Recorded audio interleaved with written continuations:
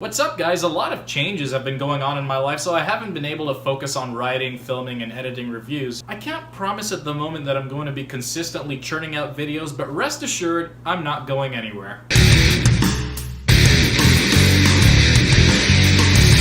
Think you're the only superhero in the world? Mr. Stark, you become part of a bigger universe.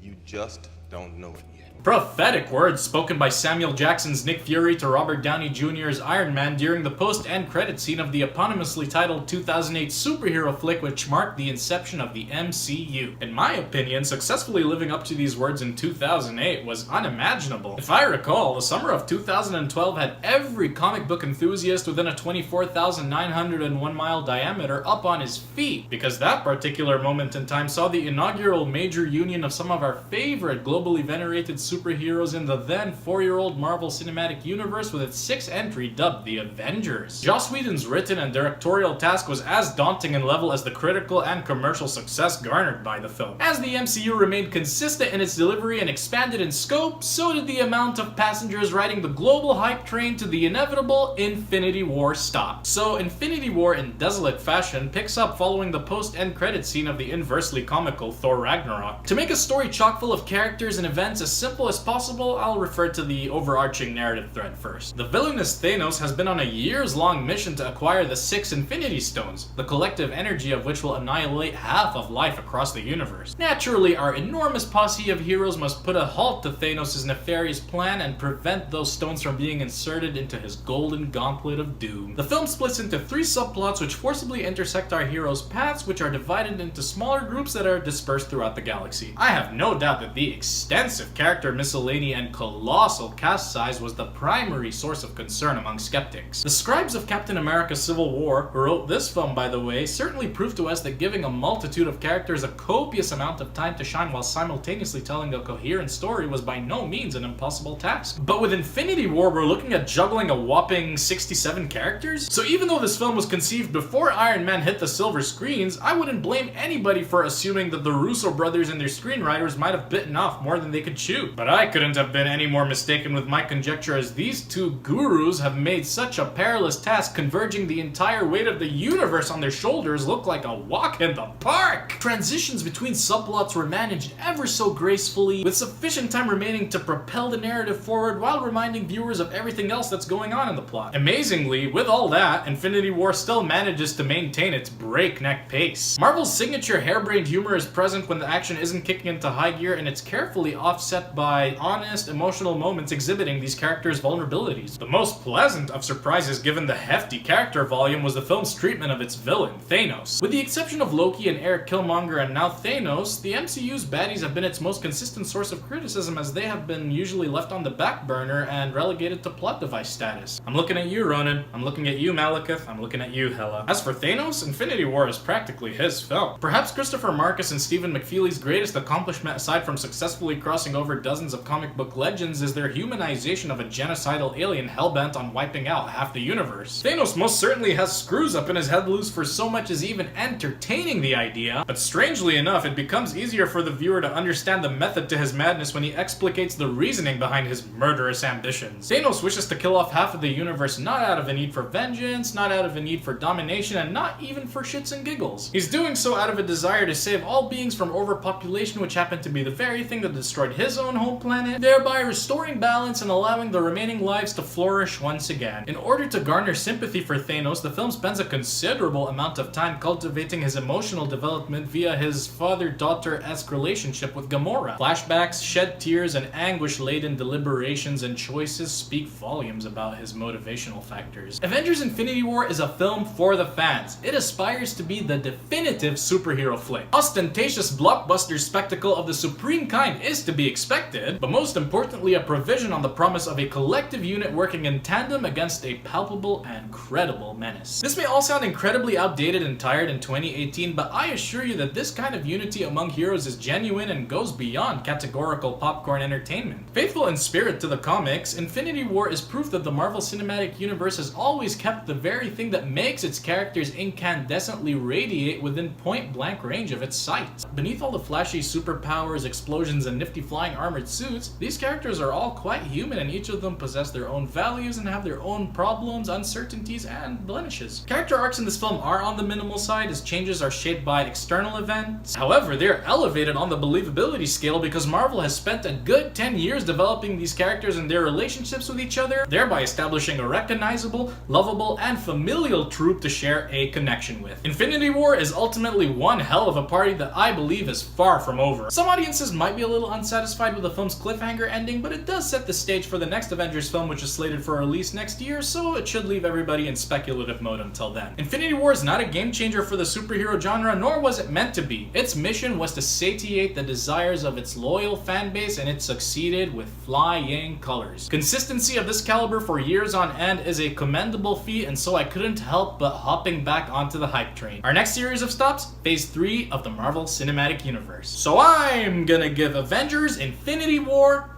a 9. So these were my thoughts on Avengers Infinity War. What did you think of the film? Let me know in the comment section below. And if you like what I do, give me a like, hit that big subscribe button, stay tuned, and I will see you on the next one.